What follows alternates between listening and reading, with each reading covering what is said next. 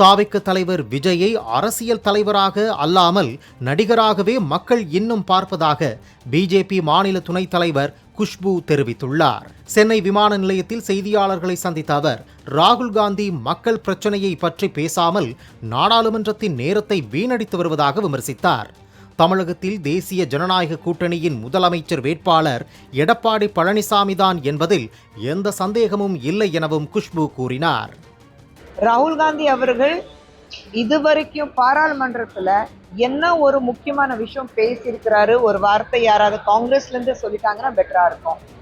நாங்க பார்க்கும்போது ராகுல் காந்தி அவர்கள் பாராளுமன்றத்துடைய நேரத்தை வீணாக்குறதுக்காக மட்டும்தான் அங்க பேசிட்டு இருக்காரு. இப்போ நீங்க மேடையில ஒரு சாதாரண ஹீரோ மாதிரி நீங்க போய் ஆடினீங்கன்னா அது வேற மாதிரி போகும். ஒரு கட்சியோட தலைவருங்கிறது முறையில, பட் அது ப்ராபப்ளி அவருடைய ஸ்டைல் இருக்கு, அது விஜயோட ஸ்டைல் இருக்கு. மக்கள் விஜய் என்னத்தான் ஒரு தலைவர் இருந்தாலும் விஜய் ஒரு நடிகர், ஒரு மிகப்பெரிய டான்சர் அப்படிதான் பாக்குறாங்க.